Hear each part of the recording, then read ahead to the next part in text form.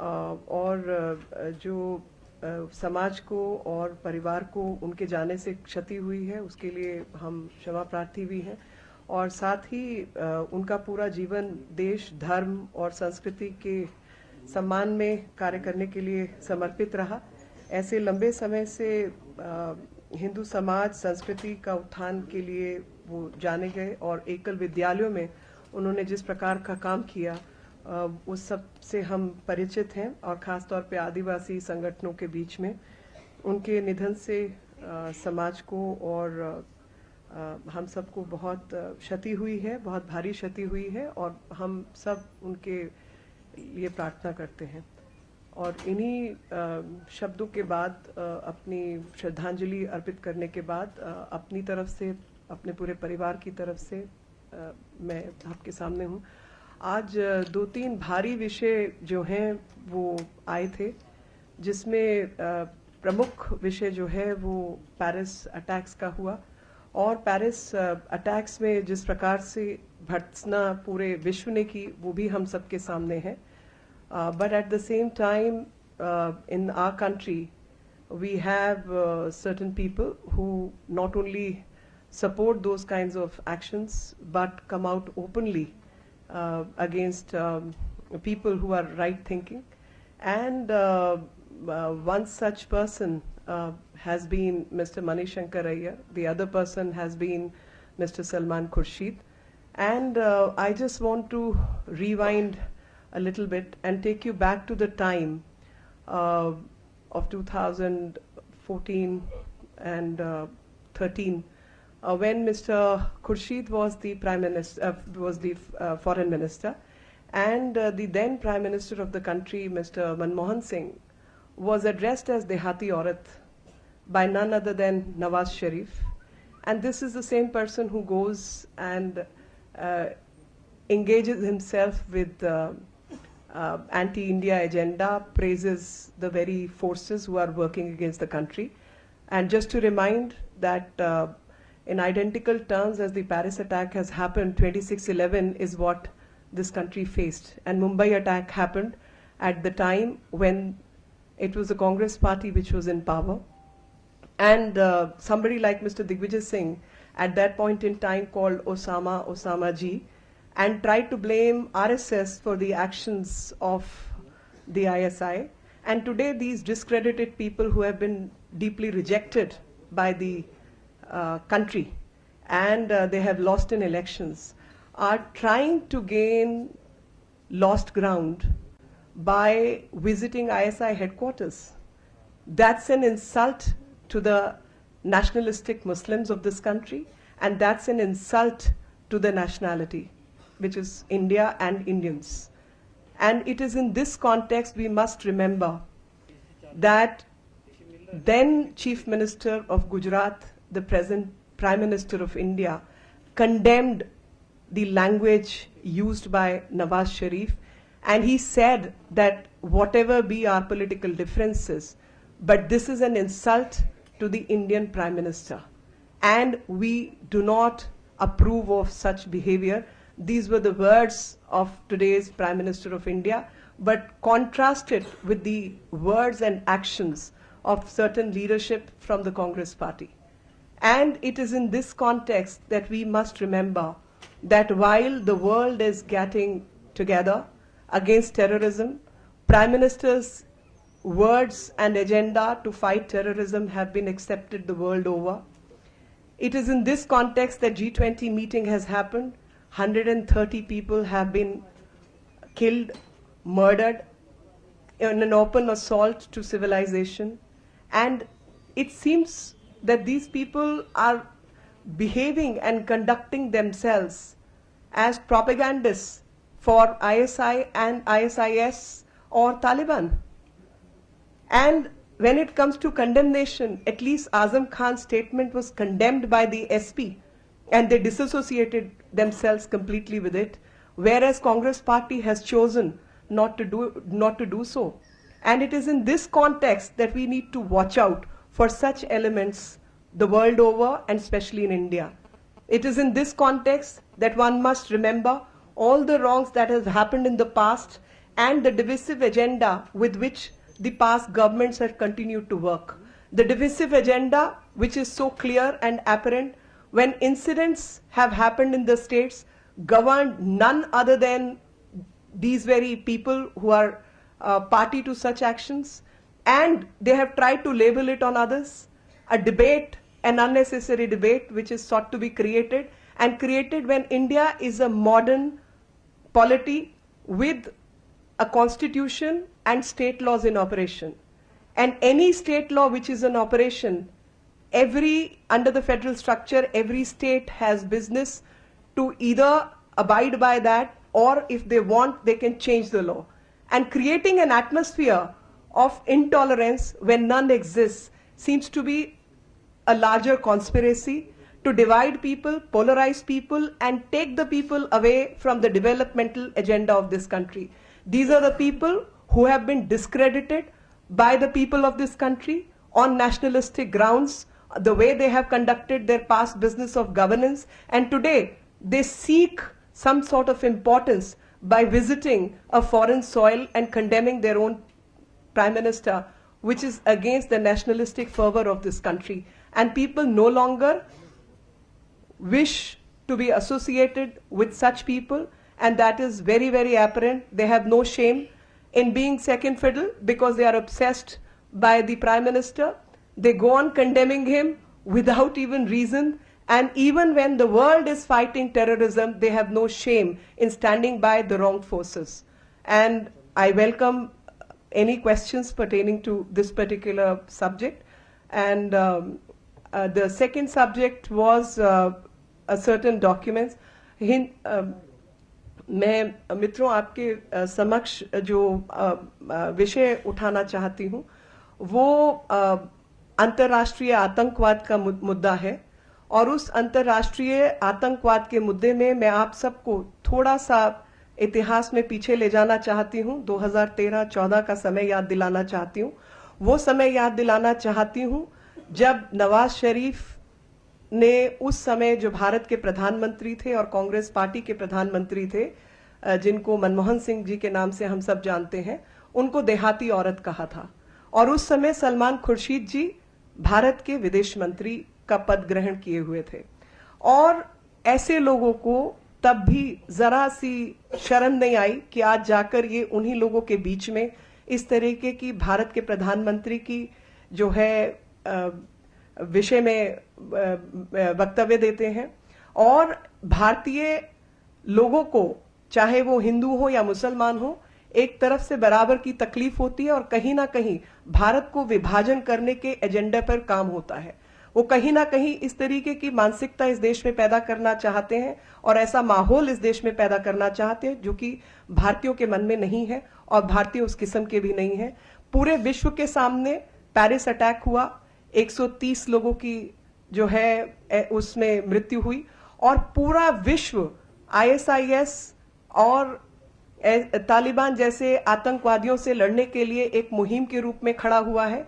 ऐसे में मणिशंकर अय्यर और सलमान खुर्शीद जैसे लोग बेबयानी करके आते हैं, वो भी विदेशी जमीन पर।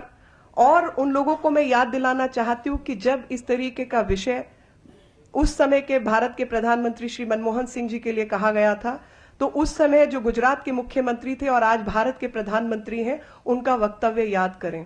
उन्होंने उस समय भी कहा था कि हमारी चाहे आपस में राजनीतिक जद्दोजहद देश के भीतर चलती है, लेकिन किसी भी विदेशी ताकत को हम ये अधिकार नहीं देते कि वो भारत के प्रधानमंत्री का अपमान करे, क्योंकि वह भारतीयता का प्रश्न है।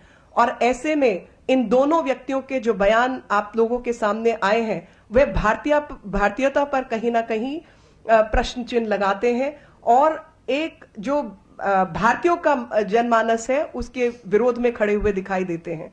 आज जब पूरा विश्व G20 के सम्मुख आतंकवाद के विरोध में खड़ा है, भारत के प्रधानमंत्री की प्रशंसा सब तरफ हो रही है और उनके उठाए हुए मुद्दों पर विश्व एक राय बना रहा है, उस समय पर इस तरीके की बेबयानबाजी कहीं ना कहीं भारतीयता के ऊपर ही निशान लगा रही है।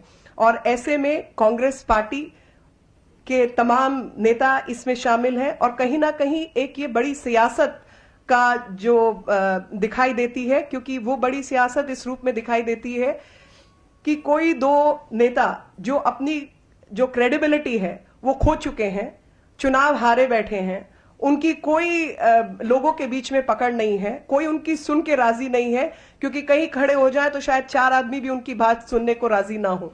वो अपनी क्रेडिबिलिटी बनाने के लिए क्या आईएसआई के दरवाजे खटखटाएंगे? ये प्रश्न उठता है। प्रश्न उठता है कि क्या भारत को, जो एक विकास के मुद्दे पर प्रगतिशील देश के रूप में आगे बढ़ने के लिए तत्पर बैठा है, वहां पर ये लोग भारत को जातियों में या धर्म के नाम पर पोलराइज करेंगे और अलग अलग करेंगे और भारत को उसके पथ से भ्रमित करने की कोशिश करेंगे। ये वो लोग हैं जिनके 67 साल के एजेंडा ने खाली देश को काटो बांटो और दूसरों पर तोहमत लगाओ की राजनीति दी है, और वो सबके सामने है, सबके समक्ष है। और जब इनका राजनीतिक जमीन इनके पांव के तले से हिल चुकी है, तब ये इस तरीके की घटिया राजनीति पे उतर आए हैं और हम इसकी भर्त्सना करते हैं, भरपूर भर्त्सना करते हैं। दूसरा विषय मैं आपके सामने लाना चाहती हूं, जो कि श्री सुब्रमण्यम स्वामी जी ने कुछ दस्तावेज जो है वो दिखाए हैं भारतवर्ष को, और वो दस्तावेजों पर हमें यही कहना है कि जो उसका स्पष्टीकरण कांग्रेस पार्टी की तरफ से आना चाहिए था और उनके उपाध्यक्ष श्रीमान राहुल गांधी जी को देना चाहिए था, वो कुछ आधी पौनी जवाब कहीं और से आए हैं। उनका अभी तक कोई स्पष्टीकरण इस पे नहीं आया है। तो ये भारतीय मूल का विषय है, ये कोई भारतीय जनता पार्टी और कांग्रेस का विषय नहीं है, और इसमें भारत के किसी भी चुने हुए नेता को चाहिए कि वो अपना स्पष्टीकरण पूरी तरीके से दे, क्योंकि ये कानूनी दस्तावेज हैं और कानूनी दस्तावेजों के कानूनी प्रकरण भी होते हैं, और इसीलिए स्पष्टीकरण की अत्यधिक आवश्यकता है। Certain documents have been brought forward by Mr. Subramaniam Swamy. We've had a look at that, and the kind of explanation which was expected from the Congress party is not coming, especially the person in whose name these documents have been drawn, that is the Vice President of the Congress party, Mr. Rahul Gandhi. And any elected person or a leader in this country needs to explain these documents. Especially, this is not a cause between a BJP or a Congress party, but it pertains to the Indian nationality, thus India as a nation. And under these circumstances, we seek an explanation from Mr. Rahul Gandhi, as these are legal documents, so quite clearly legal documents have legal repercussions as well. I would ask if there are any questions to the minimalistic level, because of the demise of Sudarshan ji, Ashok Singhal ji, and under those circumstances, my apologies for misstating and misnaming. Ashok Singhal ji, I would request you to keep some basic minimal questions.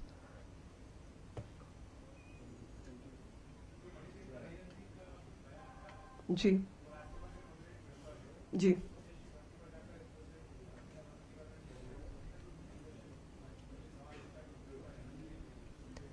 नहीं, देखिए वो privileges और वो सब सवाल एक तरफ हैं, लेकिन उसका जवाब तो भारत की जनता उनको दे चुकी है। कांग्रेस पार्टी जो है, जो कि एक नेशनल पार्टी का दर्जा रखती थी, आज सेकंड फिडल प्ले कर रही है बिहार में भी। उनको उससे भी फर्क नहीं पड़ता। बाकी रही सही कसर जो है वो देश की जनता उनको पूरा करेगी, और जो हमें करना होगा वो हम भी करेंगे। लेकिन विषय जो है वो यही है कि ऐसे जो लोग हैं जिनकी क्रेडिबिलिटी भारत के अंदर, भारत के नागरिकों के बीच में समाप्त हो चुकी है, जब वो विदेश में जाकर ऐसी बात करते हैं तो उनकी पार्टी उनके खिलाफ क्या कार्रवाई कर रही है, या कांग्रेस पार्टी ऐसे लोगों के साथ खड़ी है और वो उसी कॉन्स्पिरेसी का हिस्सा है कि किसी के आदेश पर ये सब काम हो रहा है।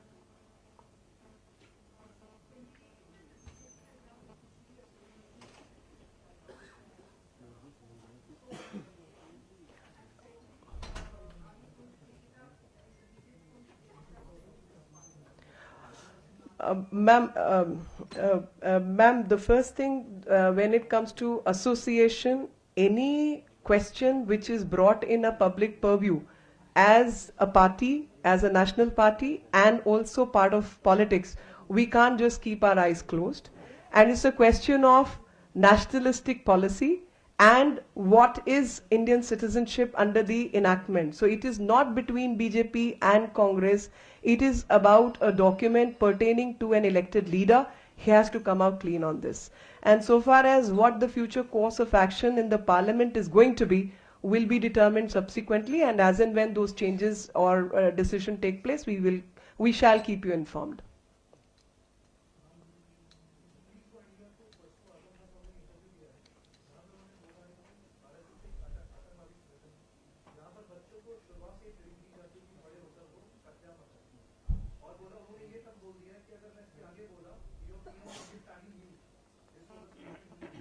We condemn such statements, and especially in view of the fact that the party he represents has disassociated completely themselves with this statement, and it is my request that I want to take people back to the statement made by none other than the President of United States, where he has requested the Muslim leadership to have a relook at the kind of politics which is being played in the name of religion, and my own Prime Minister's statement where he has said that disassociate the religion from the bad elements who are doing politics in the name of religion.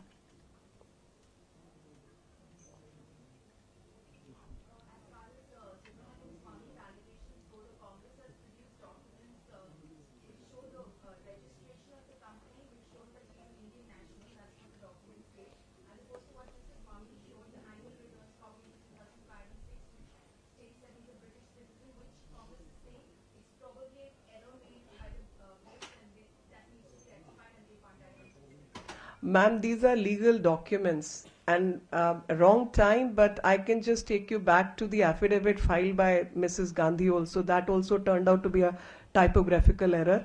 But if it is a typographical error or it is not a typographical error, every typographical error will have its repercussions either in India or in UK.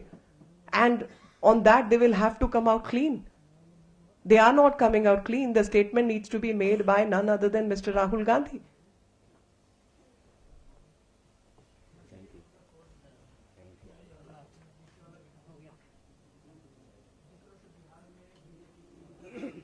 जी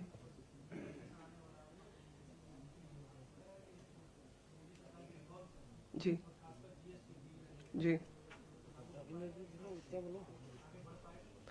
हमें पूरा भरोसा है कि वो आगे बढ़ेगा और आगे बढ़ना चाहिए, क्योंकि राजनीति और क्षेत्रीय राजनीति अपनी जगह, लेकिन देश की भलाई और देश की जनता अपनी जगह। और देश की भलाई और देश की जनता के अगर हानि पहुंचाने का काम किया जाता है तो देश की जनता उस पर फिर निर्णय लेगी, और वो निर्णय कहीं ना कहीं आपके सामने आएगा कि अगर आप बिहार की हार को इतना बड़ा विषय बनाते हैं, तो मैं आपके सामने एक तथ्य और प्रस्तुत करना चाहती हूं कि अगर आप किसी भी तरीके से सारी वोट शेयर को ट्रांसफर करने के और सब जदोजहद लगा लें, तब भी भारतीय जनता पार्टी का जो वोट शेयर है बिहार के अंदर 24%, 24.8% है। वो शायद आप लोगों ने किसी ने डिस्कस नहीं किया है। और 16 दशमलव कुछ जेडीयू का है, 18 दशमलव कुछ आरजेडी का है।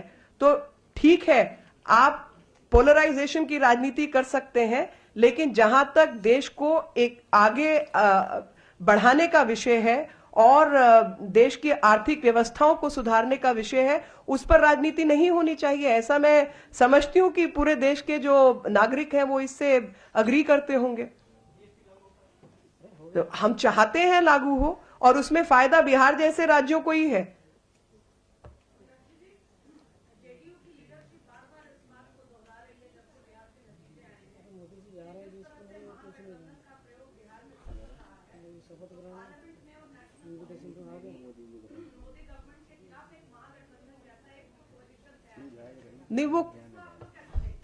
नहीं, वो जब करेंगे या जिसका जो हमें जवाब देना होगा वो हम देंगे। अभी तो जहां तक संसद का विषय है, 282-83 लोग तो हम हैं ही संसद के अंदर, और अभी चुनाव अगले 5 साल तक नहीं है लोकसभा का।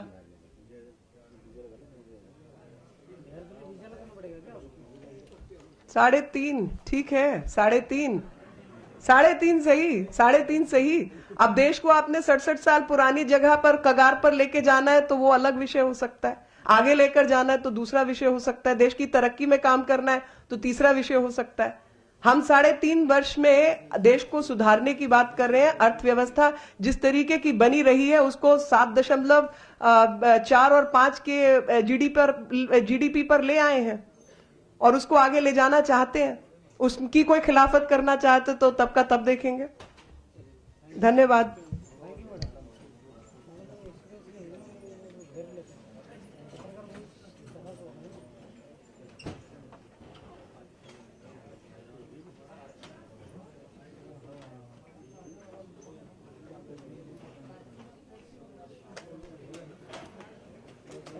भाई बाइक ले लो ना बाहर जाके।